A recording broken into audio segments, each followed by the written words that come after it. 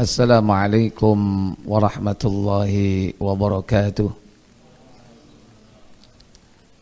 Innal hamdalillah nahmaduhu wa nasta'inuhu wa nastaghfiruh wa na'udzu billahi min sururi anfusina wa min sayyiati a'malina. Man yahdihillahu fala mudhillalah wa man yudlil fala hadiyalah. Wa asyhadu an la ilaha illallah wahdahu la syarika lah wa asyhadu anna Muhammadan abduhu wa rasuluhu la nabiyya ba'da. Allahumma salli wa sallim wa barik ala Muhammadin sallallahu alaihi wa ala alihi wa ashabihi wa man tabi'ahum bi ihsanin ila yaumiddin, amma ba'd. Pertama, kita bersyukur kepada Allah atas nikmat-nikmat yang Allah limpahkan kepada kita. Hingga hari dan detik ini kita diberi kemudahan oleh Allah Jalla wa'ala, khususnya mendatangi masjid yang mulia ini dalam rangka untuk memakmurkannya dengan sholat 5 waktu secara berjamaah, memakmurkannya dengan diisi dengan taklim, kajian-kajian ilmu syar'i. Semoga niat kita mempelajari satu ayat dari Al-Quran, satu hadis dari Nabi yang mulia, membawa kemanfaatan bagi kehidupan kita di dunia sampai di akhirat kelak. Semoga Allah Tabaraka wa Ta'ala menjadikan kita hamba-hambanya yang tetap istiqomah dalam keimanan, di dalam amal soleh, hingga datangnya kematian menjemput kita. Semoga salawat dan salam selalu tetap terlimpah kepada junjungan kita Nabi besar Muhammad sallallahu alaihi wasallam beserta seluruh keluarga dan keturunan beliau, para sahabatnya dan seluruh pengikutnya hingga tibanya hari kiamat. Bapak Ibu, saudara-saudari yang dirahmati Allah, malam ini kita akan melanjutkan pembahasan kitab Aqidatut Tauhid, masih pada bab yang kedua, yakni tentang penjelasan makna tauhid dan macam-macamnya. Pasal pertama sudah kita bahas. Kemudian pada pertemuan sebulan yang lalu sampai kepada pasal yang kedua, yakni pengertian tentang kalimat Rabb di dalam Al-Quran dan As-Sunnah, serta pandangan umat-umat yang sesat tentang makna tersebut. Yang terdiri pasal ini dari 3 bagian, mulai dari pengertian tentang makna kalimat Rabb dalam kitab Al-Quran dan As-Sunnah. Kemudian pemahaman atau pengertian tentang kalimat Rabb menurut pandangan umat-umat yang sesat. Pada pertemuan sebelumnya ada sedikit yang belum tuntas dalam bagian yang kedua dari pandangan kaum yang sesat tentang makna Rabb. Baik Bapak Ibu, saudara sekalian, saya lanjutkan sampai pada alinea berikutnya, wasyirku fir rububiyyati, dan kesyirikan di dalam masalah rububiyah, bi'i'tibari itsbatil khaliqaini mutamathilaini fis sifatil wal af'ali mumtani'. Kesyirikan di dalam perkara rububiyah sebagaimana yakni penetapan adanya khaliqain, 2 pencipta, yang keduanya memiliki kesamaan fis sifati wal af'al, di dalam sifat-sifat dan perbuatan-perbuatannya. Dan hal ini tidak mungkin terjadi, mustahil. ada dua pencipta. Bagaimana mereka berdua masing-masing memiliki ambisi dalam penciptaannya. Bisa jadi akan terjadi kontradiksi, pertentangan, perlawanan. Wa innama dhahaba ba'dul musyrikina, dan sungguh sebagian dari orang-orang musyrik itu berpendapat ila anna ma'budatuhum, bahwasannya sesembahan-sesembahan mereka tamliku ba'da tasarrufati fil kauni, yakni memiliki sebagian kemampuan di dalam mengatur alam semesta. Ini anggapan orang-orang musyrik terhadap rob-rob mereka.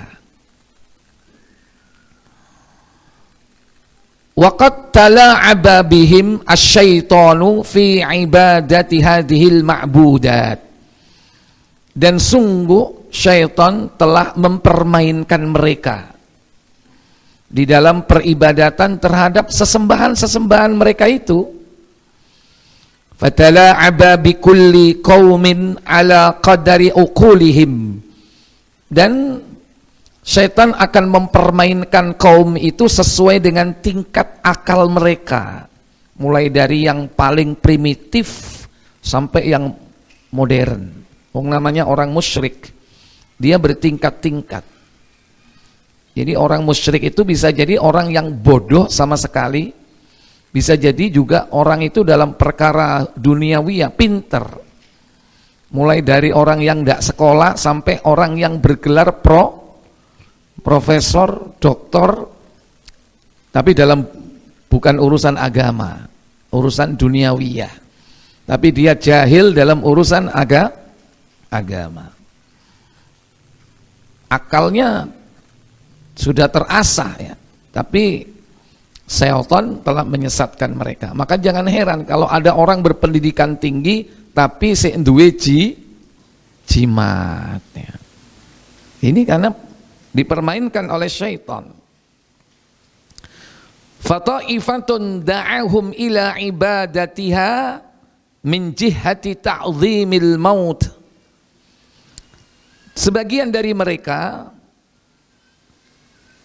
yakni melakukan penyembahan dalam bentuk peribadatan min jihati ta'zimil mauta, dengan cara pengagungan terhadap orang-orang yang sudah meninggal, orang yang sudah mati.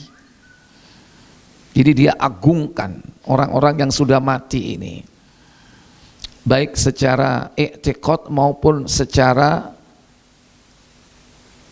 ubudiyah dalam peribadatan. Bahkan juga apapun yang berkaitan dengan orang-orang yang sudah mati ini, mereka agung-agungkan dengan membangun kuburannya, dengan mensucikan, memuliakan tempat-tempat yang pernah dilaluinya, napak atau petilasannya. Bukan hanya kuburannya di mana dia dikubur ya, tapi mungkin bekas dia mungkin pernah duduk di situ. Ini bekas tempat duduknya orang yang sudah mati ini. Jadi diagungkan. Alladzina sawwaru tilkal asnam ala surihim, di mana mereka yakni membuat berhala-berhala tersebut dengan menyerupai bentuk-bentuk orang yang sudah mati itu. Dibuatlah gambarnya seperti apa. Bahkan bukan hanya bentuk dimensi 2, bisa jadi sampai dalam bentuk dimensi 3. Istilahnya apa kalau 3 dimensi ini? Berbentuk patung. Bukan hanya gambar 2 dimensi, tapi dalam bentuk 3 dimensi, yakni patung. Mungkin kalau zaman sekarang bisa jadi patungnya itu direkayasa supaya bisa bergerak, bisa ngelirik, bisa berbicara.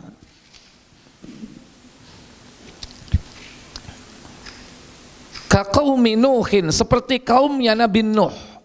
Dulu kaumnya Nabi Nuh itu begitu, orang yang alim di kalangan mereka meninggal, Ya'uq, Suwa, Nasr, Wad, itu nama-nama orang alim yang sudah meninggal. Syaitan kemudian menyesatkan mereka, berbisik kepada salah seorang di antara mereka untuk mengagungkan. Dibuatlah gambarnya, 2 dimensi. Kurang mantap, akhirnya dibuatlah patung. Pada awalnya tidak diapa-apain patung itu. Tempatnya, di tempat majelis-majelis mereka dihadirkan patung-patung itu. Awalnya hanya sekedar menghormati, puncaknya nanti dijadikan sebagai perantara mendekatkan dirinya kepada Allah Tabaraka wa Ta'ala. Wa ta'ifatun ittakhadat al-asnama ala suratil kawakib. Ada kelompok yang lain menjadikan berhala itu dalam bentuk bintang-bintang. Bintang-bintang yang ada di alam ini dijadikan sebagai berhala. Kalau kita pelajari bahwa bintang-bintang itu kan banyak nama-namanya ya. Ada yang mengeluarkan cahaya, ada yang tidak mengeluarkan cahaya. Katanya yang mengeluarkan cahaya itulah bintang. Kalau yang tidak namanya planet. Ada juga istilah satelit atau nama-nama yang lain. Yang bercahaya bisa disebut bintang, bisa disebut komet, atau mungkin bentuk yang lainnya yang dapat mengeluarkan cahaya. Baik cahaya itu berasal darinya atau dari pantulannya, seperti cahaya bulan. Nah itu yang pernah kita pelajari. Intinya benda-benda langit itu banyak. Kalau kita ketahui dalam tata bintang, tata surya, itu ada matahari, ada Merkurius, ada Venus, ada bumi yang kita tempati ini, ada Mars, ada Saturnus, ada Uranus, ada Jupiter, ada Pluto. Itu dalam satu tata bintang. Ada yang di luar itu. Kumpulan tata bintang ini disebut dengan galaksi yang terdiri dari miliaran tata bintang.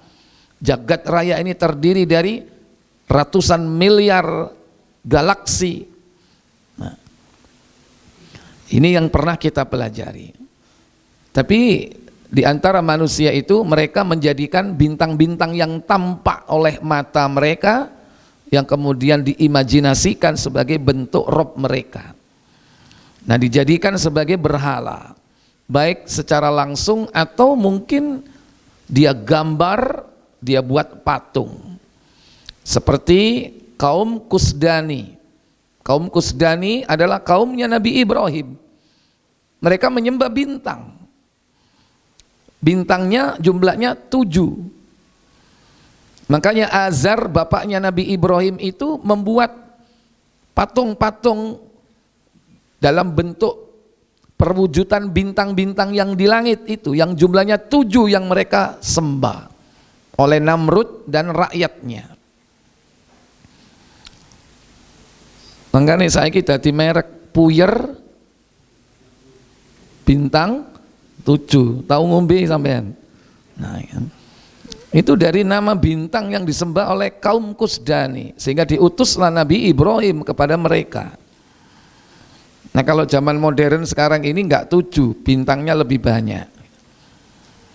Ya. Berapa jumlahnya? Hah? Coba pura-pura. Namanya horoskop. Horoskop itu astrologi ya. Itu disembah sama mereka. Karena seakan-akan bintang-bintang itu bisa membawa madharat dan manfaat. Dapat mempengaruhi nasib seseorang, sehingga digambarkan ada yang bentuknya kayak kalajengking, ada yang seperti kepala kambing, ada yang ikan dua, itu apa itu?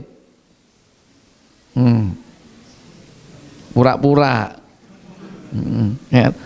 Padahal kadang-kadang masih iseng-iseng dibaca. Hati-hati, jangan sampai baca-baca seperti itu. Begitu dilihat iseng, asmara kandas, cocok tiba-tiba. Walaupun iseng, hati-hati, syaitan itu bisa mempengaruhi hati manusia. Percaya kepada ramalan-ramalan bintang. Baik. Alladzi za'amu annaha tu'athiru 'alal 'alam, di mana mereka menganggap bahwasannya bintang-bintang atau planet-planet, benda-benda yang ada di alam itu mampu mempengaruhi alam ini. Faja'alu laha buyutan wasadana, sehingga mereka membuat rumah-rumah untuk bintang-bintang itu, dan juga dibuatlah juru kuncinya. Ada rumahnya, ada juru kuncinya, sampai ada perhitungannya ya. Untuk masuk ke dalam pembahasan itu, mereka mensyaratkan ini dan itu. Nah, ini hati-hati, bahkan ada kitabnya, kitab yang berbicara tentang ilmu nujum ya, ilmu perbintangan itu yang dapat mempengaruhi nasib seseorang. Ini tidak lain adalah apa? Tala'aba asyaitan, permainan syaitan. Makanya hati-hati, kadang cocok, kadang cespleng, kadang tokcer. Semua itu tidak lain adalah tipu daya. Maka kita harus jauhi. Wakhtalafu fi ibadatihim lihadihil kawakib, akan tetapi mereka berbeda di dalam menyembah terhadap benda-benda langit itu. Faminhum man abada syamsa, di antara mereka ada yang menyembah matahari. Wa minhum man abadal qamar, ada yang menyembah bulan. Wa minhum man ya'budu ghairahuma, tapi juga di antara mereka ada yang menyembah selain dari keduanya. Tidak menyembah matahari, juga tidak menyembah bulan. Mungkin planet yang lain. Paling tidak bahwa planet-planet itu dianggap sebagai bentuk dewa-dewa yang berkaitan dengan hajat hidup mereka. Ada planet yang berkaitan dengan kesuburan. Ya, disebut dewa apa?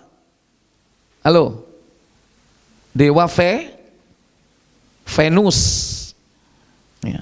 Dewa Venus, dewa kesuburan. Ini keyakinan orang di mitologi Yunani kuno, itu mereka meyakini adanya keyakinan terhadap dewa Venus. Makanya ada planet Venus. Ya. Karena itu kaitannya dengan kesuburan, itu di awal-awal bulan Februari. Makanya nanti kaitannya dengan tradisi Valentine, itu masa kawin itu. Ya, itu sedikit tentang keyakinan mereka seperti itu. Jadi mereka kepada planet-planet itu sangat yakin dapat mempengaruhi nasib kehidupan manusia. Ada yang menyembah dewa Jupiter, yang planet yang paling besar selain dari matahari. Nah, tapi kita nggak tahu, Rune Jupiter kan sepeda motor ya.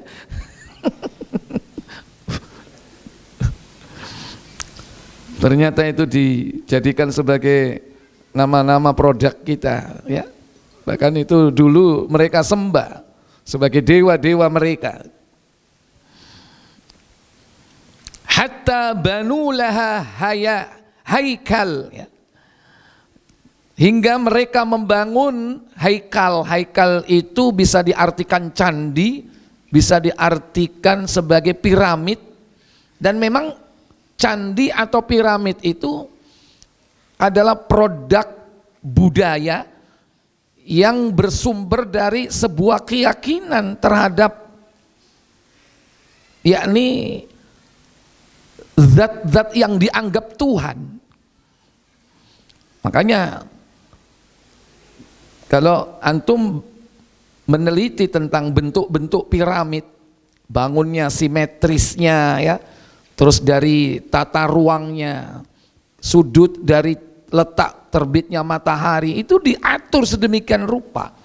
Termasuk candi-candi. Termasuk di negeri kita ada candi yang terbesar, namanya candi apa? Borobudur. Itu mereka desain dalam rangka untuk apa? Untuk mengabdi kepada para dewa-dewa mereka. Dan diatur sedemikian rupa dengan susunan geometri tertentu. Bentuk-bentuk bangunannya, letak-letak stupa yang ada itu berkaitan dengan keyakinan kepada dewa-dewa mereka. Sehingga di sini ketika mereka menyembah benda-benda langit, wujud dari bentuk peribadatan dan pengabdian mereka, maka dia buatlah tempat-tempat ibadah yang berkaitan dengan yakni Rabb-Rabb mereka yang berasal dari bintang-bintang tersebut. Likulli kawakibin, likulli kaukabin minha haikalun yakhussuhu, dan pada setiap planet-planet tersebut terdapat yakni piramid atau candi atau benda-benda bangunan yang dibangun secara khusus, baik namanya atau mungkin bagian-bagiannya. Dari sekian bentuk bangunan yang ada itu ada bagian-bagian tertentu untuk planet-planet tertentu. Mereka buat seperti itu. Wa minhum man ya'budun nara, dan di antara mereka juga ada yang menyembah api. Wahum al-majus, mereka adalah orang-orang majusi. Sampai sekarang kan orang-orang majusi masih ada penyembah api. Di samping ada yang menyembah matahari, sampai sekarang ada. Contohnya yang menyembah matahari siapa? Ya, orang Jepang misalnya. Makanya benderanya ada matahari apa? Hah? Hinomaru, ya, matahari terbit ya. Tak pikir mau ngomong Sisimaru. Delok Lion Man berarti biyen. Krunguku, oh ya Hinomaru bener. Ya. Jadi ini mereka sampai sekarang tetap saja, sekalipun kehidupan ini sudah modern, tetap mereka menyembah kepada benda-benda langit itu. Termasuk juga menyembah kepada api. Orang Majusi. Wa minhum man ya'budul baqar. Di antara mereka juga ada yang menyembah sapi. Kama fil Hindi, seperti orang India. Sampai sekarang ada yang menyembah sapi. Di sana mungkin bisa jadi sapi lebih dihormati kalau lewat daripada pejabat. Bisa jadi ya. Karena mereka mengagungkan yakni hewan yang satu tersebut. Entah mereka punya sejarah apa, mereka anggap barangkali hewan ini yang telah menyelamatkan kehidupannya. Mungkin nenek moyangnya dulu pernah punya hutang nyawa barangkali kepada sapi tersebut, sehingga dianggap sebagai dewa. Ya, hal-hal seperti itu bisa diciptakan, dibuat cerita-cerita. Yang semua itu bisa jadi adalah dhon, prasangka. Atau seandainya benar terjadi, real, fakta, bahwa itu adalah histori, sejarah, semua itu tidak lain adalah tipu daya syaitan. Bisa enggak iblis itu menyerupai hewan? Halo? Yang bisa berbicara, bisa enggak? Sangat bisa sekali. Iblis itu bisa melakukan cara apapun, yang penting targetnya manusia menjadi sesat. Jangankan merubah dirinya menjadi sapi yang bisa berbicara. Bisa jadi dia mengaku nabi, bahkan bisa jadi dia mengaku Rob, sehingga supaya manusia ini menjadi sesat. Wa minhum man ya'budul malaika. Dan di antara mereka ada yang menyembah malaikat. Wa minhum man ya'budul asjar wal ahjar. Juga ada yang menyembah pohon-pohon, biasanya pohon besar, gerumbul. Pohon besar ini biasanya pohon apa, Pak? Meringin ya. Makanya jadi lambang ringin itu. Ya, karena sejarah memang orang itu kadang ya punya pengalaman-pengalaman ruhaniah yang itu tidak lain rekayasa syaitan dengan pohon-pohon tersebut. Waktu mau menebang tidak bisa, orangnya banyak yang celaka, bahkan dibego-begoni jempali, ya kan? Itu tidak lain adalah rekayasa syaitan, seakan-akan bahwa dia memiliki kekuatan, dapat memberikan madharat. Maka akhirnya dia mencoba dipersembahkan berbagai macam sesajen untuk menaklukkannya. Iki ngamuk iki gara-gara kurang sajene. Katanya di situ ada yang menghuni. Yang menghuni di situ disebut namanya macam-macam. Ini yang katanya babat alas negeri atau desa tersebut. Nah, itu contoh rekayasa syaitan terhadap manusia, sehingga akhirnya mereka melakukan ritual di depan pohon tersebut, bahkan menyembahnya. Kalau nggak dikasih sesajen, kadang minimal disewei. Ada kain apa itu? Ya kadang kain putih, kalau enggak ya kadang kain kotak hitam putih itu ya. Itu karena syarat-syarat yang dibutuhkan oleh mereka seperti itu. Juga kadang diantara mereka ada yang menyembah batu. Loh ini, batunya kadang-kadang besar, diperlakukan sama. Bagaimana mereka mengabdi kepadanya, mengikuti bisikan-bisikan syaitan melalui batu itu. Dianggap batu ini bisa bersuara, bisa mendatangkan manfaat. Bahkan ada batu kecil yang bisa katanya mendatangkan manfaat, ditekoni wong akeh nang Jombang. Watune sapa iku? Oh, soalnya tanggane. Ya. Loro gak nang dokter, watu sing digoleki, nggo banyu mari ngono ya. Hanya dicemplungno tok kongkon mule, plung. Selorot bayar, saikhlase. Ya, bukan hanya sekedar masalah duitnya ya. Oh dia ikhlas, gak mau dibayar, sembuh ternyata. Ini semua adalah cara-cara syaitan untuk menyesatkan manusia. Allah memberi istidrot, seakan-akan cespleng, tokcer, manjur, supaya orang semakin sesat. Aku tekon dindi dokter gak waras, bareng aku nang wakpon. Mek dikei banyune watu tak ombe waras. Lu kok bisa seperti itu? Atas izin Allah sesuatu itu bisa terjadi, sekalipun itu tidak lain adalah tipu daya syaitan, rekayasa syaitan. Dan itu bukan karomah itu. Ndelok wonge wis geseng, wis gak tahu salat ya kan. Hati-hati. Jangan kita ini dengan ya sebutan-sebutan wali yang memiliki karomah, kemudian kita ini tersesat hanya karena melihat penampilan. Sekalipun jenggotnya segini, sorbannya kayak Superman misalnya ya, tapi nek mulai subuh sampai isya gak sholat, mbah, sampean wau ket injing ngantos dalu sik lunggutan ngriki boten sholat jenengan. Oh, kon durung sholat aku wis sholat.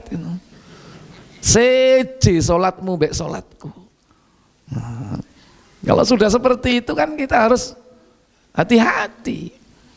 Sampaikan kepada saudara-saudara kita, jangan terkecoh dengan penampilan seperti seorang ulama, seorang waliullah, seorang ahli zuhud misalnya. Itu hanya kamuflas untuk menipu manusia. Maka lihat hakikatnya, bagaimana ketaatan dia kepada Allah Jalla wa'ala itu sebagai tolak ukur gitu loh. Dan apa yang dilakukan itu sesuai syar'i atau enggak. Kelihatannya taat itu bisa jadi juga kamuflas. Nek sholat khusyuk, ya kan? Suwe, sojote, gak tangi-tangi, kuat iki rek. Poso, gak buka-buka lho.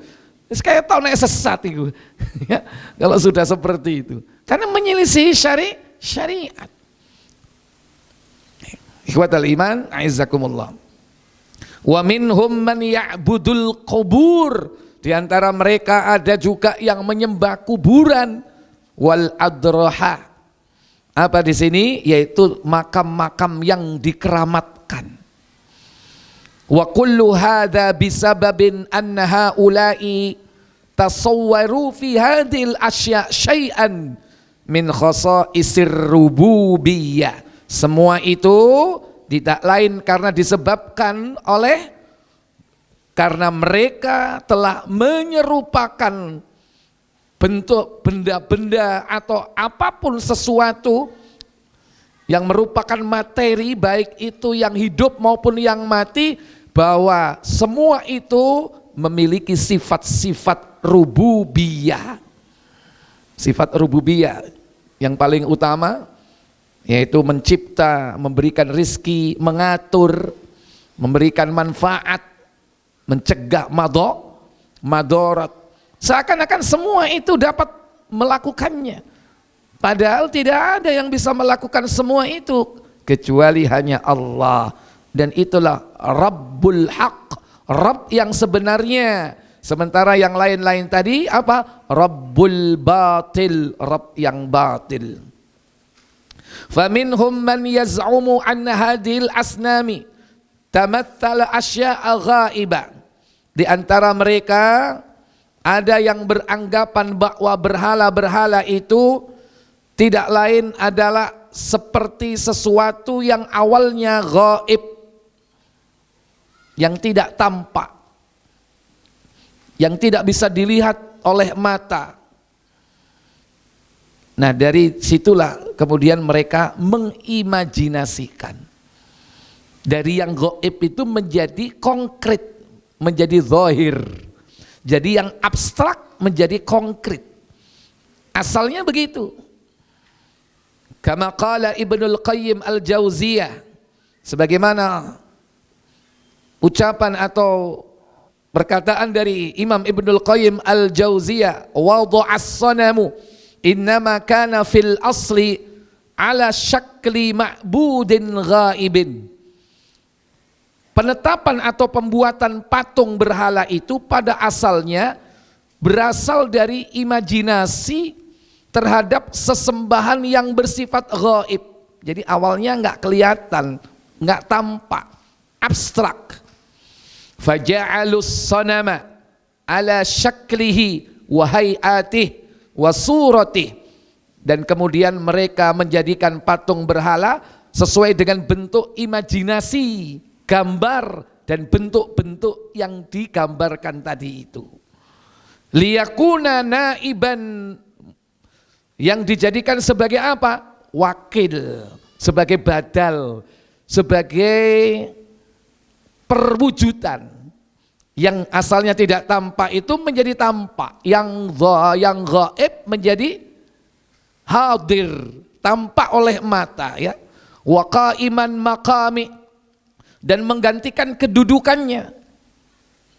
Wa illa, jika tidak demikian, famim ma'lum anna akilan la yanhatu khashbatan au hajaran biyadih. Jika tidak demikian, maka mana mungkin orang yang berakal itu mereka memahat kayu atau batu biyadih dengan tangannya sendiri, thumma ya'taqidu annahu ilahahu wa ma'budahu. Lantas setelah jadi yang dipatung, yang dipahat dan yang dibuat itu lantas diakui sebagai ilah atau sesembahannya yang kemudian disembahnya. Kan nggak mungkin orang itu buat sendiri, mari ngono dadi, iki lho rek Tuhanku. Berarti hebat mana yang disembah sama yang membuat? Hah? Yang membuat. Hakikatnya kalau seandainya itu terjadi, itu sebuah kegilaan, sebuah sesuatu yang tidak waras gitu. Tujuannya apa? Tujuan targetnya adalah supaya orang itu bukan menyembah patung itu, menyembah yang membuatnya. Masuk? Sudah? Ya, silakan diadzani dulu. Baik para bapak ibu, saudara-saudari sekalian yang dirahmati Allah Jalla wa'ala. Saya lanjutkan. Kama anna ubadal qubur qadiman wa hadithan. Sebagaimana bahwasannya para penyembah kubur baik yang dulu maupun sekarang. Jadi nggak ada bedanya. Dari dulu sampai sekarang tetap ada penyembah-penyembah kubur. Bahkan sekarang mereka bangga dengan menamakan dirinya sebagai sarkub, sarjana kuburan. Antum kalau nggak percaya lihat di YouTube, di internet ya, ketik aja sarkub, sarjana kuburan, bagaimana tampang-tampang mereka, dan mereka bangga dengan kelompok itu, karena mereka itu keliling dari kuburan ke kuburan, kuliahnya begitu. Mbok mari ngono diwisuda nang ndi. Mulai dari ujung kulon sampai ujung Blambangan. Mereka nyari kuburan-kuburan keramat itu. Dan mereka kalau kuliah datang dari kuburan ke kuburan, mereka mensyaratkan dirinya itu tidak pakai transportasi. Dia menganggap bahwa cara untuk mendapatkan ilmu ya, dengan tirakat, di samping mereka melakukan berbagai macam bentuk yang mereka anggap sebagai ibadah, termasuk juga mereka kemana-mana jalan kaki, nggak mau naik angkot ya, jangankan angkot, naik sepeda aja enggak. Nah inilah penyembah-penyembah kubur. Dalam kitab ini diterangkan dari dulu sampai sekarang sama saja.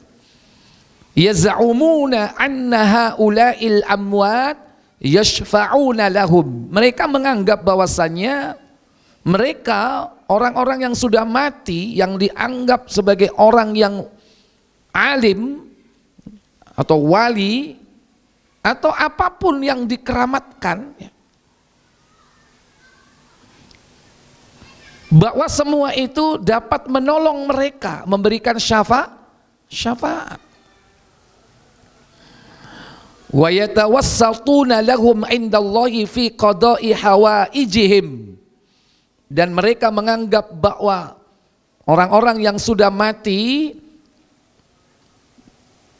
mereka itu bisa dijadikan sebagai mediator, sebagai perantara, sebagai wasilah yang dapat mendekatkan dirinya kepada Allah untuk mewujudkan hajat-hajat mereka, keinginan-keinginan mereka.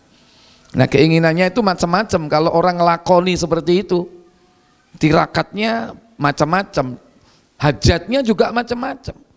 Ono sing kepingin isok sugih, ono sing kepingin sakti mondro guno, ono sing kepingin oleh bojo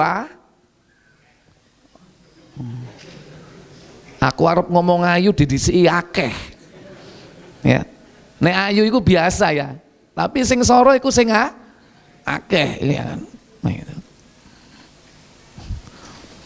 Jadi banyak hajat-hajat mereka itu yang mereka raih dengan cara-cara yang mereka anggap sebagai bentuk peribadatan yang tinggi menurut mereka. Wa yaquluna, dan mereka mengatakan, ucapan mereka ini diabadikan oleh Allah Tabaraka wa Ta'ala di dalam surah Az-Zumar, surah 39 ayat 3. Ala lillahid dinul khalis walladzina ittakhadhu min dunihi awliya'a ma na'buduhum illa liyuqarribuna ila Allahi zulfa. Kata Allah, ala, ketahuilah, lillahi, milik Allah lah, ad-dinul khalis, agama yang murni, yang bersih, bebas dari syirik. Walladzina ittakhadhu min dunihi awliya'a, dan orang-orang yang menjadikan tandingan-tandingan selain Allah, mereka berkata, ma na'buduhum, kami tidak menyembah mereka, illa, melainkan mereka semua itu aku jadikan atau kami jadikan, liyuqarribuna ilallahi zulfa, sebagai perantara untuk mendekatkan diriku kepada Allah sedekat-dekatnya. Lho iku wali ku sing mati ku wong cedek nang Allah. Sing mati ki aulia, orang yang dekat dengan Allah. Maka saya mendekat kepada Allah melalui perantara dia. Yo podo lo nek sampean ngarep nang presiden gak kira sok kepethuk langsung, nek gak melalui asistene. Makanya cedek ono asistene. Ini analogi yang disampaikan kepada yakni kaum muslimin, sehingga banyak di kalangan kaum muslimin ini terkena subhat seperti ini. Sehingga dimanapun ada orang yang sudah mati, dianggap dia adalah wali, tempat-tempat kuburnya ini didatangi, dijadikan sebagai wasilah, sarana untuk beribadah, mendekatkan diri kepada Allah. Sekalipun seandainya dia tidak langsung minta kepada orang itu yang sudah mati, tapi kalau ada anggapan bahwa orang ini nanti yang dapat mengantarkan diriku kepada Allah, atau minimal bahwa tempat ini adalah tempat yang mustajab di dalam berdoa.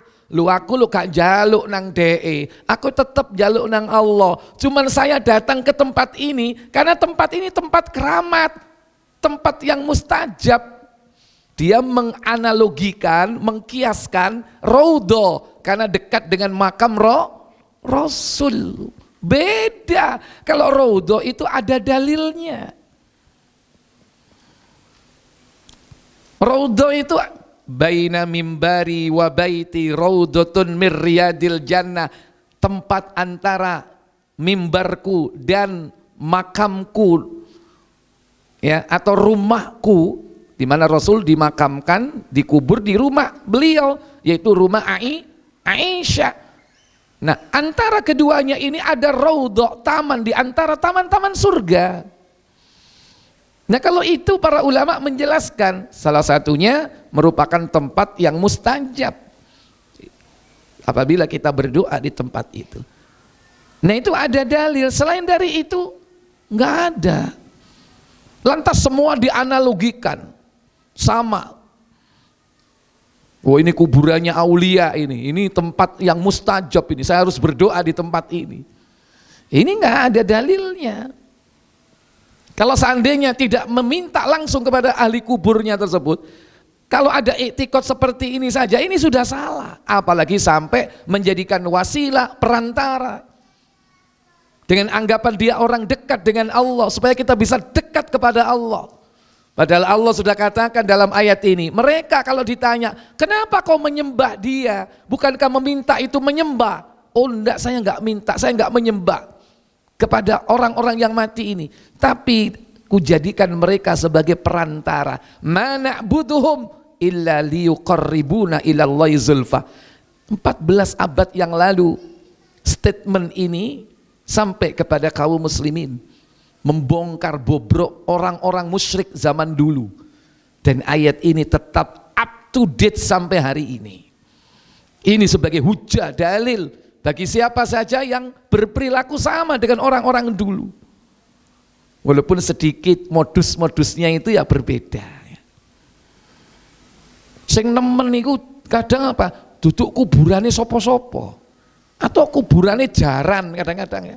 Iki jarane wong sing alim, jarane kuburane yo ditekani. Ya. Ya ini. Demikian pula dalam surah Yunus ayat 18, wa ya'buduna min dunillahi ma la yadurruhum wa la yanfa'uhum. Mereka menyembah kepada selain Allah yang tidak dapat memberikan madarat kepada mereka dan juga tidak mendatangkan manfaat.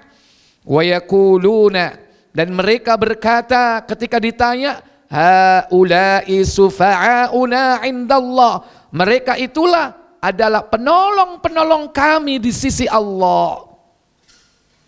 Kok bisa mereka menganggap mereka adalah penolongnya? Ya. Pasti mereka akan tertipu, karena tidak akan mungkin yang mereka sembah selain Allah itu akan menolong mereka. Kama anna ba'dal musyrikil Arab wan Nasara, sebagaimana sebagian dari orang-orang musyrik bangsa Arab dan juga orang-orang Nasara, tasawwaru fi ma'budatihim annaha waladullah, di mana mereka menjadikan sebagian dari sesembahan mereka bahwasanya Allah itu memiliki anak. Di antara sesembahan mereka adalah anak-anak Allah, itu anggapan mereka.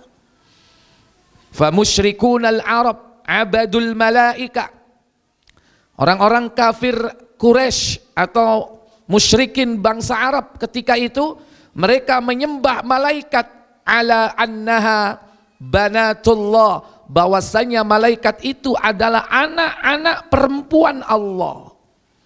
Jadi yang mereka sembah oleh orang Arab Quraisy itu adalah malaikat, yang dianggap malaikat itu adalah anak-anak perempuan Allah. Coba bagaimana jahatnya mereka. Mereka sendiri nggak pengen dapat anak perempuan. Bukankah mereka kalau lahir anak perempuan dari istrinya, diapakan dulu? Dibunuh. Ada yang dikubur hidup-hidup. Mereka nggak mau punya anak perempuan karena aib, tapi menisbatkan anak perempuan kepada siapa? Kepada Allah. Dipikir bahwa anak perempuan Allah itu adalah malaikat, atau malaikat itu adalah anak perempuan Allah. Wan Nasara abadul Masiha alaihi salam ala annahu ibnullah, dan orang Nasrani menyembah Al-Masih putra Maryam, di mana mereka menganggap bahwa Isa itu adalah anak Allah. Yang ketiga, yang terakhir dalam pasal ini, ar-raddu ala hadhihi tasawwurat al-batilah, penolakan terhadap pandangan yakni kaum yang batil tentang Rabb. Qad raddallahu ala hadhihi tasawwurat al-batilah jami'an bima ya'ti. Allah telah membantah, menolak segala macam bentuk yakni penyerupaan atau pandangan orang-orang yang menyimpang, bahwasanya ada rob batil, sebagaimana di bawah ini disebutkan. Yang pertama atau A, radda ala abdatil asnam, di mana Allah menolak, membantah orang-orang yang menyembah berhala di kalangan bangsa Arab, biqaulihi, dengan firman-Nya, afara'aitumul lata wal uzza wa manata tsalitsatal ukhra, apakah patut kalian menjadikan Latta, Uzza, Manat dan yang ketiganya dan juga yang lainnya sebagai Rob kalian atau sebagai ilah kalian? Ini bantahan Allah, ada di dalam surah An-Najm ya, surah 53 ayat 18 ya, ayat 19 dan 20. Wa ma'nal ayat kama qala Qurtubi, ayat ini menurut Imam Al-Qurtubi, afara'aitahum hadhil aliha, apakah mereka tidak melihat bahwa ilah-ilah tersebut anfa'at au darrat, apakah dapat memberikan manfaat atau madarat, hatta takuna syuraka'a lillahi ta'ala, hingga mereka menjadikan sebagai tandingan-tandingan selain Allah. Wa hal dafa'at an nafsiha hainama hatamaha Rasulullah sallallahu alaihi wasallam wa ashabihi radhiyallahu anhum wa hadamuha. Dan apakah mereka tidak ingat ketika Rasulullah sallallahu alaihi wasallam yakni menolak dan mencegahnya berserta para sahabatnya, bagaimana perjuangan mereka yakni Rasul dan para sahabat menghancurkan berhala-berhala mereka. Bukan hanya sekedar fisiknya dijungkir balikkan, ya, maaf. Yang lebih penting di situ adalah menghancurkan, membersihkan berhala-berhala itu dalam diri mereka. Makanya makna daripada bersihkan pakaianmu di situ bukan hanya sekedar membersihkan pakaian fisik, wa thiyabaka fatahhir, tapi bersihkan hatimu minal asnam, yaitu dari berhala. Karena kadang orang kalau sudah menyembah berhala dalam jangka waktu yang lama, itu akan timbul kecintaan di dalam hatinya.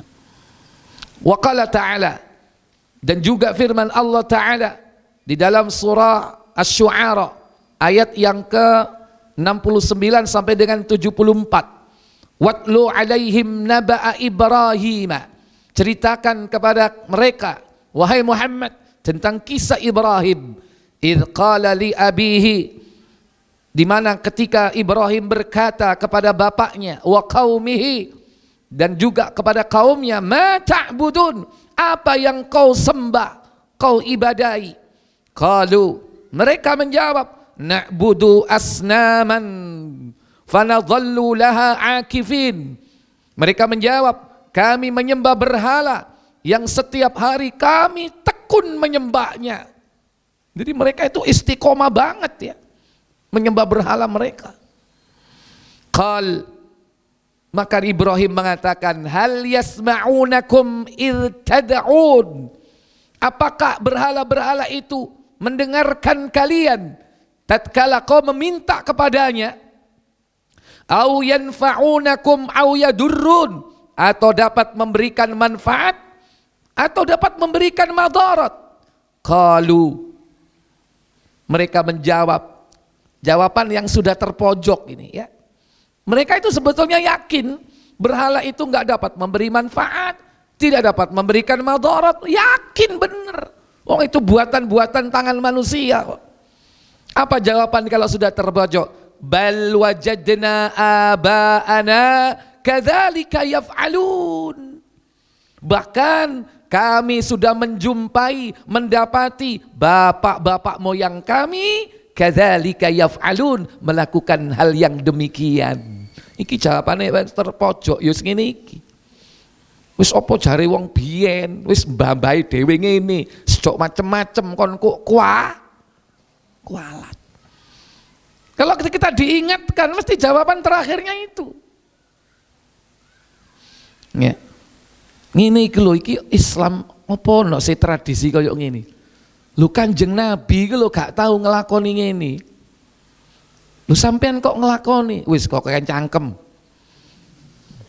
Kadoan kon ngikuti Nabi ku.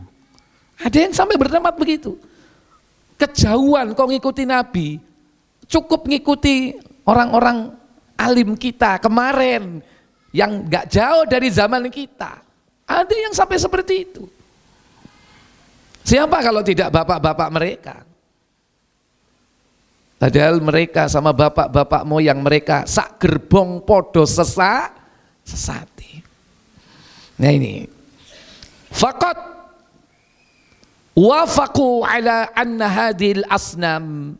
Mereka bersepakat bahwa berhala-berhala ini la tasma'ud du'a, tidak mampu mendengarkan permintaan-permintaan mereka, wala tanfa'u wala tadur, dan juga tidak dapat memberikan manfaat dan madarat. Wa innama abaduha taqlidan li abaihim, Akan tetapi sesungguhnya mereka hanyalah beribadah kepada mereka berhala-berhala itu karena sebab taklid. Apa taklid itu? Halo? Hah? Mengikuti. Ya, hanya sekedar mengikuti, taklid. Apalagi ditambah taklid buta. Ya, jare wong Jawa anut gru biuk. Mun reng medure ngocak norok buntek. Orang kelao norok kelao, orang kedeje norok kedeje. Apa iku rek? Embo karo. Ya, hanya taklid. Dan kemudian wat taklidu hujjatun batilatun, dan taklid itu adalah hujah yang batil. Makanya jangan sampai kita ini ya terakhir karena nggak bisa jawab, yowis itu jawaban terakhirnya. Bentuk bahwa kita ini taklid buta kepada sesuatu. B, waradda ala man abadal kawakib wasyamsa wal qamara, di mana Allah membantah orang-orang yang menyembah bintang-bintang atau planet, matahari, bulan, yaitu dengan firman Allah, wasyamsa wal qamara wan nujuma musakhkharatim bi amri, surah Al-A'raf ayat 54, bahwasanya matahari, bulan, bintang, semua itu tunduk musakhkharatin bi amri, kepada perintahnya. Tapi ada orang yang disembah dianggap bahwa dia ini mampu mengatur planet. Ada. Itu keyakinan yang tidak terbukti. Imam-imam kelompok sesat di kalangan Syiah, mereka menganggap imam-imam mereka itu mampu ya menggerakkan planet, mengatur planet. Itu keyakinan mereka. Yaitu hanya sekedar keyakinan yang tidak terbukti. Wa biqauli, dan juga firman Allah, wa min ayatihil lailu wan naharu wasyamsu wal qamaru, di antara tanda ayat-ayat Allah itu adalah malam, siang, matahari, bulan. La tasjudu lisyamsi wala lil qamar, janganlah kalian bersujud kepada matahari dan juga kepada bulan. Wasjudu lillahi, dan sujudlah kalian kepada Allah, alladzi khalaqahunna, yang telah menciptakan semua itu, in kuntum iyyahu ta'budun, jika hanya kepadanya lah kalian mengabdi. Yang C terakhir, waradda ala man abadal malaikata wal masih alaihi salam, yakni penolakan atau bantahan Allah terhadap orang yang menyembah malaikat, termasuk juga Al-Masih putra Maryam, ala annahum waladullah, bahwasanya mereka menganggap malaikat Al-Masih putra Maryam itu adalah anak Allah, biqaulihi ta'ala, sebagaimana firman Allah Ta'ala, bantahannya adalah mattakhadallahu min walad, bahwa Allah sama sekali tidak pernah menjadikan anak siapapun dia. Tapi orang Yahudi, Uzair dijadikan sebagai anak Allah, Isa sebagai anak Allah. Itu dalam surah Al-Mu'minun ayat 91. Kemudian yang kedua, yakni di dalam surah Al-An'am 101. Tadi 91 ya, Al-Mu'minun 91, ini Al-An'am 101. Anna yakunu lahu walad wa lam takul lahu sahibah, maka bagaimana mungkin Allah punya anak sementara Allah tidak memiliki istri. Tekondi ini dibantah dengan lugas, tegas. Lah kalau ada anak berarti ada ibu. Lah itu dianggap ibunya terus istrinya Allah begitu. Sungguh bisa saja ini sebab kenapa aras itu terguncang, hanya karena manusia itu menganggap Allah punya anak. Dan yang terakhir dalam surah Al-Ikhlas ayat 3 dan 4, lam yalid wa lam yulad, tidak beranak dan tidak diperanakkan, walam yakul lahu kufuwan ahad, dan tidak ada yang setara dengannya. Wallahu a'lam. Baik Bapak Ibu, insyaallah yang akan datang kita akan membahas pasal berikutnya, ya, yaitu pasal yang ketiga. Sebelum saya tutup, silakan kalau ada pertanyaan barangkali. Satu, silakan.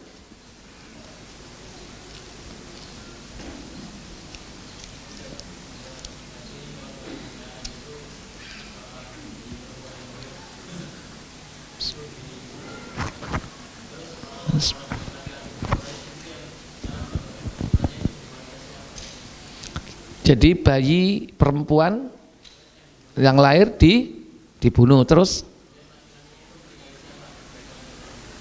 laki-lakinya menikahi siapa? Baik, ya laki-laki menikahi perempuan, ya, karena itu terjadi dalam rentang waktu yang tidak lama, mungkin barangkali hanya beberapa generasi. Jadi wanita-wanita yang mungkin pertama yang dinikahi, ya wanita-wanita yang sudah dewasa ketika aturan itu belum diberlakukan. Kan ada saatnya hukum itu diberlakukan, entah sudah berapa tahun, ya. Nah bisa jadi sebelum hukum itu diberlakukan, wanita-wanita yang lahir itu masih tetap terpelihara dan dia sudah dewasa, ya mungkin mereka lah yang dinikahi. Ya, ini yang pertama jawabannya.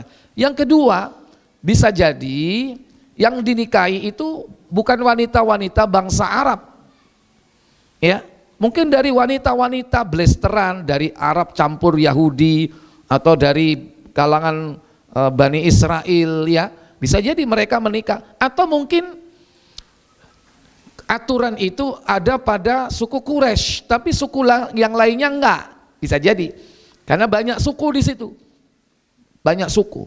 Ada suku Quraisy, ada ada Bani Mudhar, ada Bani Robi'ah, ya kan? Ada suku Aus dan suku Khazraj, ya. Nah, apakah itu disepakati hukum itu kepada semua suku? Biasanya, maaf ya, aturan seperti itu berlaku kepada suku tertentu, tidak berlaku kepada suku yang menjadi musuhnya, biasanya begitu. Karena kadang apa? Musuh itu biasanya melakukan sesuatu atau mensikapi sesuatu kebalikan dari yang dilakukan oleh musuhnya, seperti itu. Wallahu a'lam. Ya mungkin barangkali ya dari suku lain, ya, atau dari bangsa lain bisa jadi yang dinikahinya. Ya, silakan.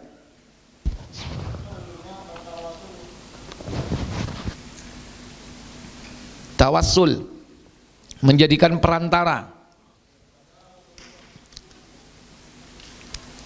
Tawassul yang, oh ya, baik. Bertawassul atau menjadikan wasilah, perantara, ya. Ada yang sifatnya syirki, ada yang syar'i. Yang syirkiyah yaitu menjadikan perantara orang yang sudah mati untuk beribadah kepada Allah. Beribadah kepada Allah, mendekatkan diri kepada Allah, taqarrub ilallah melalui perantara orang yang sudah mati. Sekalipun orang alim, jangankan orang alim, wali, nabi sendiri nggak boleh dijadikan perantara, wasilah untuk mendekatkan diri kepada Allah. Contoh, ketika terjadi huru-hara di zaman para sahabat, mereka tidak ada yang bertawassul mendatangi kuburan Nabi mengadukan keadaannya, tapi langsung minta kepada Allah. Karena Allah perintahkan, ud'uni astajib lakum, mintalah kalian kepadaku, niscaya aku akan kabulkan. Nggak perlu melalui Rasulullah datang ke kubur Nabi, ya Rasul, aghisna, tolong kami wahai Rasul. keadaan sekarang ini susah. Mintakan kepada Allah wahai Rasul. Ini syirik seperti ini. Minta langsung kepada Allah, jangan ke Nabi. Walaupun alasannya sebagai wasilah, perantara. Ya. Karena hal itu tidak pernah dilakukan oleh para sahabat Nabi. Karena mereka faham, tahu bahwa seperti itu adalah bentuk syirik.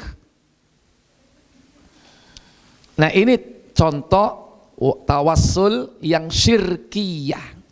Jangankan wali, Nabi saja nggak boleh diberlakukan sebagai wasilah. Minta langsung kepada Allah. Rata-rata mereka terkena subhat bahwa Nabi itu masih hidup di sisi Allah. Memang ada dalil menyebutkan bahwa setiap solawat yang disampaikan kepada Nabi, Allah mengembalikan ruh Nabi. Untuk apa? Menjawab salam dan solawat umatnya. Beliau jawab itu setiap solawat kita kepada beliau. Karena Allah mengembalikan ruh beliau. Tapi jangan dengan analogi. Lantas kalau kita menganggap Rasulullah dikembalikan ruhnya, kita bisa mendekatkan diri kepada Allah melalui beliau dengan cara meminta atau menjadikan wasilah, perantara. Tidak ada dalilnya. Sahabat Abu Bakar tidak pernah melakukan seperti itu. Ketika terjadi masalah dalam kehidupan mereka, Umar bin Khattab demikian. Apalagi zaman fitnah, zaman setelah Umar bin Khattab, yakni pada zaman Utsman ibn Affan, Ali bin Abi Thalib, sudah mulai muncul fitnah.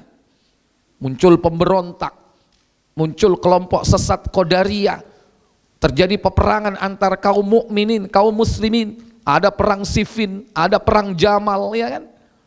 Tapi tidak pernah para sahabat mengadu, datang ke makam Nabi, mengadukan hal itu kepada beliau untuk diselesaikan masalahnya. Kalau seandainya ada, pasti ada di dalam Asarus Sahabah dan tentu sampai kepada kita. Tapi kenyataannya tidak ada.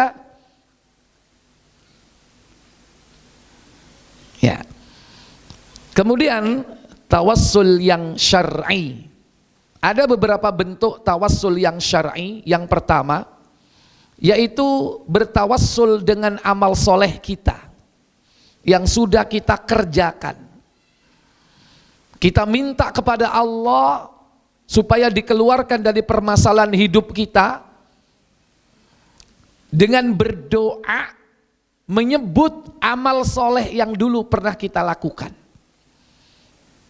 Dan itu syar'i, sebagaimana yang disampaikan hadisnya oleh Nabi tentang 3 orang laki-laki yang berteduh di dalam sebuah goa. Karena hujan lebat, ketiganya masuk, batu besar menggelinding dari puncak bukit menutup mulut goa. Sehingga mereka kemudian berkata, berdoalah kalian, mintalah kepada Allah dengan amal-amal soleh kalian yang dulu kalian lakukan dalam rangka mencari ridho Allah, ikhlas karena Allah. Berdoalah, semoga dengan amal soleh itu kalian akan diberi jalan keluar.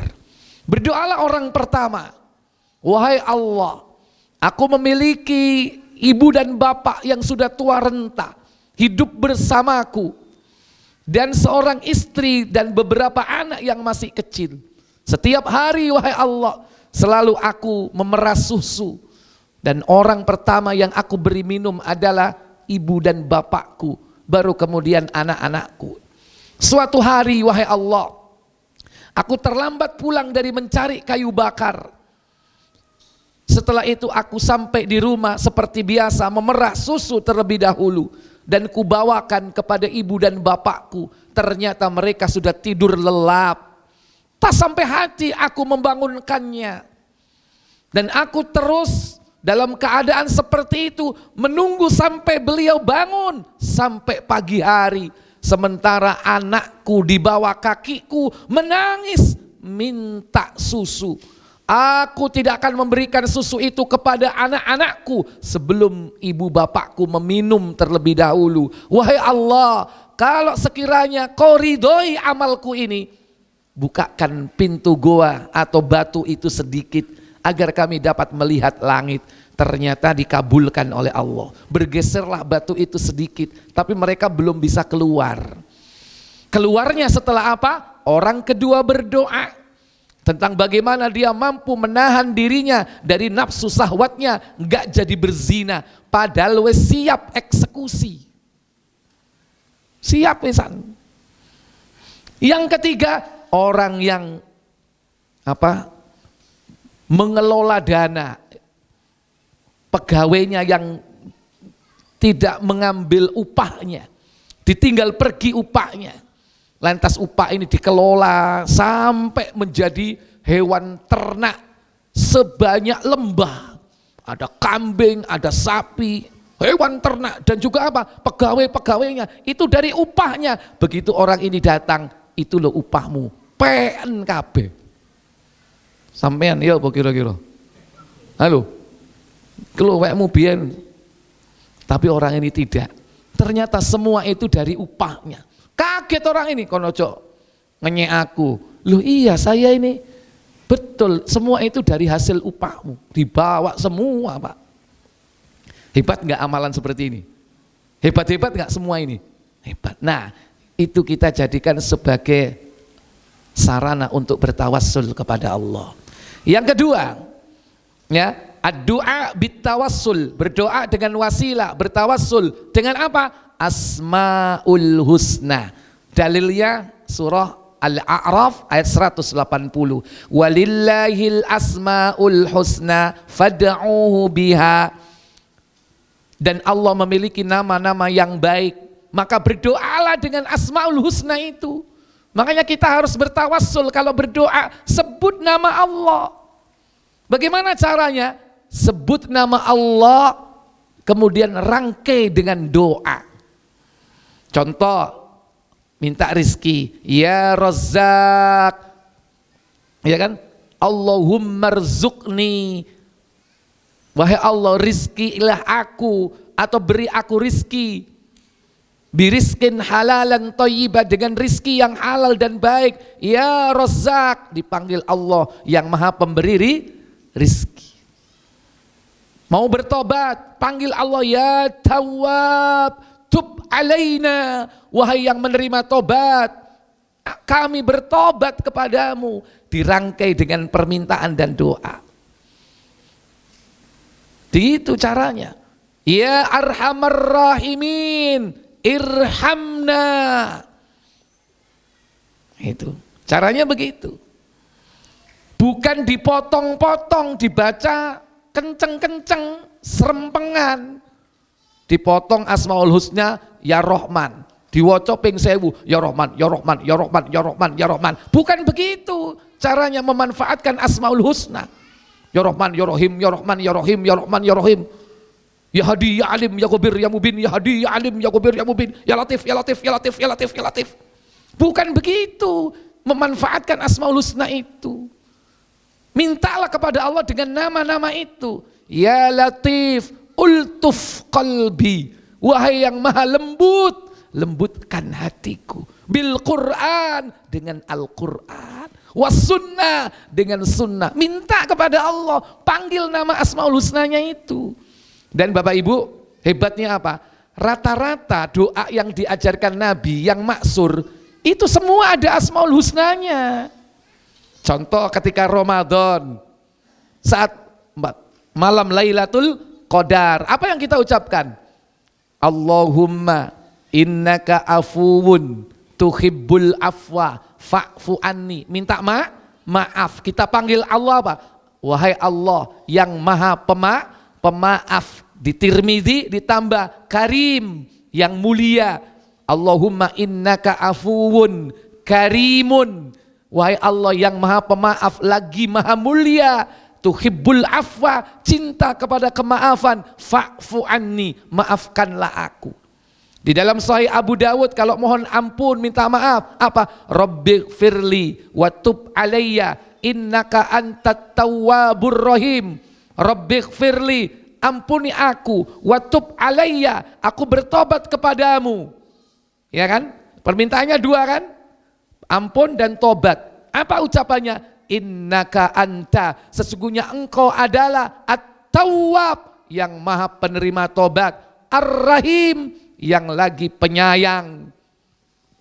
Dalam Sahih Tirmidzi belakangnya beda, bukan At-Tawwab Ar-Rahim, tapi At-Tawwabul Ghafur, yang menerima tobat dan maha pengampun.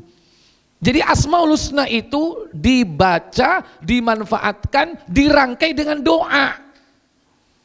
Bukan dibaca dipotong-potong, dihitungi sekian kali, ratus ribu. Lantas dibaca cepat-cepat, bukan begitu.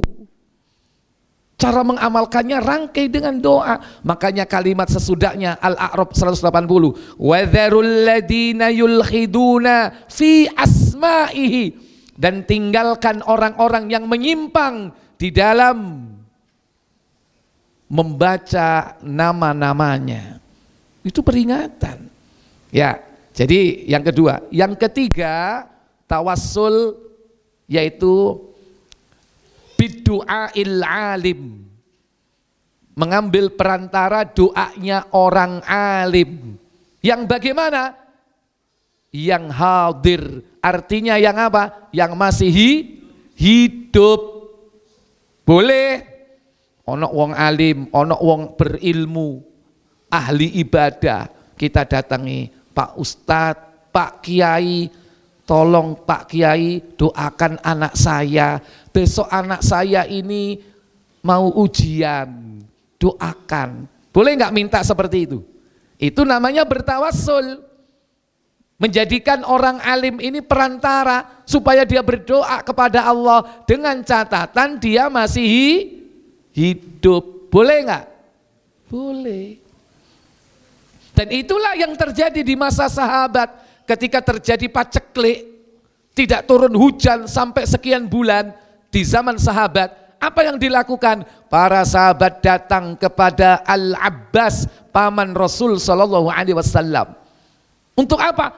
Agar beliau berdoa supaya diturunkan hujan. Dan berdoalah paman beliau Abbas bin Abdul Muthalib, dan tidak lama atas izin Allah turunlah hujan. Silakan, tapi orangnya harus masih hidup. Tapi kalau sudah mati, ya ini yang tidak ada tuntunan dari Nabi kita Muhammad Sallallahu Alaihi Wasallam.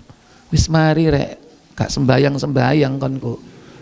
Engkau didelok marah-marah jam 09.00. Ya, naik nanti lain kali aja kalau waktunya pembahasan. Wallahu a'lam. Kita tutup kafarat majelis. Subhanakallahumma wa bihamdik asyhadu an la ilaha illa anta astaghfiruka wa atubu ilaik. Wassalamualaikum warahmatullahi wabarakatuh.